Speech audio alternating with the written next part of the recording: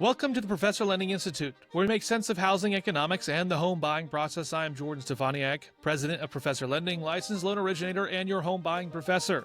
In today's episode, I'm going to be covering the topic of escrows and escrow shortages. What are they? What do they mean? And how do you avoid an escrow shortage? Before we jump into the video, remember to like the video if you enjoyed this or were informed by it or found it useful in any way. Share it with your friends and family if they have questions, because these questions come up all the time. And having a short little video that explains it is very, very useful. And then remember to subscribe to the channel so you don't miss anything, because I make videos all the time. Well, a lot of the time. I try to do at least one a month. And then do comment if you have questions or thoughts, or if you think I missed anything. So let's talk about escrow accounts and escrow shortages, because by golly, people have no idea what these are or how they work. So it makes sense. I talk to first-time home buyers. They don't know what these are. But then I talk to people who have owned 2, 3, 4, 5 houses, and they still don't know what they are. So, a mortgage escrow account, what is it? It's simply an important yet widely misunderstood thing that's actually for your benefit in most cases. Though, it's always really for your benefit. So, let's talk about it. So, an escrow account is typically in all states except for California. California has weird stuff. I don't remember all the rules because I don't do stuff in California, but they've got their own unique weird things. Californians, you know. Escrow accounts typically in other 49 states where everybody else is sane and normal. I'm kidding, but I'm not kidding. You have an account where the lender is going to basically pay your real estate taxes and your homeowner's insurance for you.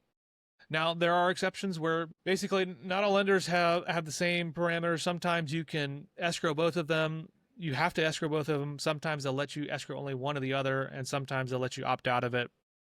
Usually, if you have less than 20% down, they're not going to let you opt out. You have to do it. So let's just say escrow account is typically always going to be both your homeowner's insurance and your real estate taxes. And so what's going to happen when you first close that loan, they're going to look at when are your taxes due, and they're going to collect your full insurance premium up front, because they're going to have to pay for that first year. And they're going to look when your taxes are due. Let's say they're due in 6 months. They're going to collect an additional 6 months at the beginning of what's due. And then they're going to divide what's the total payment, each of these, by 12 and say, okay, each month we need to collect.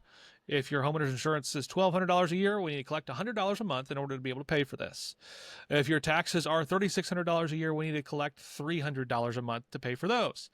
That together, we need to collect an additional $400 total dollars each month to be able to pay your taxes for you. So they take care of it. You don't do anything. They go to your insurance agent, they pay it. They go to your tax authority and they pay it. You don't have to do anything, which is really nice.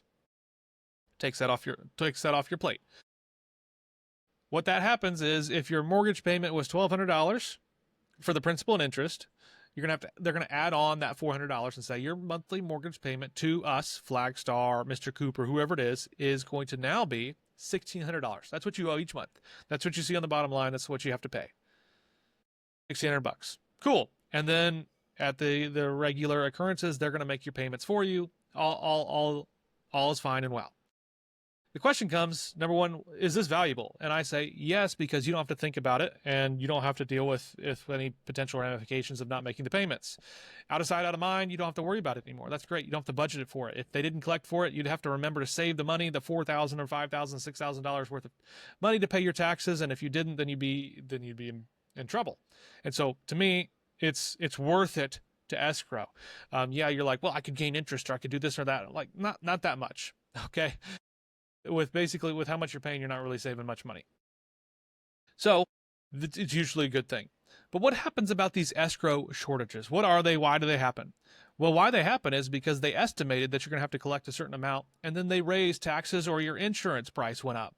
So a lot of places, depending on where you are, if you're in Florida like I am right now, their insurance prices went through the roof recently. Their taxes went through the roof recently. And so they may have been budgeting for $400, but then the mortgage company goes and finds out, actually, your taxes last year were $4,000, but this year they're $8,000, and we didn't account for that. So now you owe us $4,000 additional dollars to go pay for your real estate taxes. And you might look at that and say, whoa, I didn't approve that. Why is my monthly payment going up? Why are you asking me for a large sum of money? Well, sorry, your county or your city or whatever charged more in taxes, and there's nothing the lender could do about it. They didn't anticipate it, neither did you. And it's just an unfortunate fact of where you live or your insurance policy.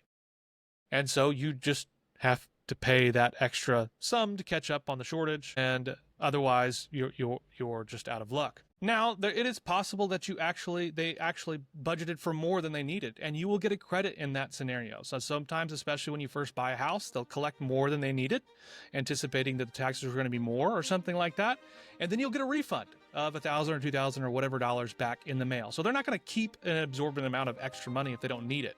They'll give it back to you. And that's the long and short of it. That's how escrows work. That's how escrow shortages work. It's really actually quite simple, and there's not a ton to it. So, questions, thoughts, concerns, let me know. I'd love to hear them.